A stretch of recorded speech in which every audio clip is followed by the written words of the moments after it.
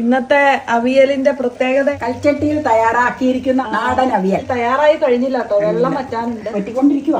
അല്ലെങ്കിൽ എന്താണ് അവിയലില് വെള്ളം വിട്ട് കിടക്കണേന്ന് ചോദിക്കും. വെള്ളം വറ്റിയിട്ടില്ല കേട്ടോ, അത് ഇരുന്ന് പറ്റും. വെള്ളം ഒഴിക്കണം. ഇന്ന് ഫുൾ കൽച്ചട്ടിയിലാണ് തയ്യാറാക്കിയിരിക്കുന്നത്. അതുകൊണ്ട് ഒരു പ്രത്യേക സ്വാദ് നമ്മൾ പ്രതീക്ഷിക്കുന്നു. എന്തായാലും കിടിലൻ സ്വാദായിരിക്കും എന്നാണ് പ്രതീക്ഷ. പ്രതീക്ഷയ്ക്ക് മങ്ങലേൽക്കാതിരിക്കട്ടെ. അതെ, വേപ്പില. ഇനിയില്ല, 2 കാര്യം ചെയ്യാനുണ്ട്. നിനക്കറിയാവുന്നതാ. ടൊമാറ്റോയുടെ പുളി ഇറങ്ങിയിട്ടുണ്ട്, പക്ഷെ സ്വല്പം പുളി ചേർക്കണം. അതുകൂടാതെ എല്ലാം കഴിയുമ്പോൾ ഒരു സ്വല്പം പച്ചവെളിച്ചെണ്ണ ഒഴിക്കണം. അവിയലിന് മഞ്ഞ നിറം ഇവിടെ ഇഷ്ടമില്ലാത്തത് കൊണ്ടാണ് അവിയലിന് മഞ്ഞ നിറം ഇല്ലാത്തത് എന്നുകൂടി പ്രത്യേകം ഓർമ്മിപ്പിക്കുന്നത്. ദേ സ്വല്പം ഒഴിച്ചാൽ മതി. ദേ അവിയൽ അവിയൽ മതി മതി മതി മതിയോ? I am not avial fan. Avial നിനക്ക് സാമ്പാറും അവിയലും അത്ര ഇതല്ലല്ലോ. പക്ഷെ ഈ അവിയൽ ഒരു കിടിലൻ അവിയലാണ് കേട്ടോ.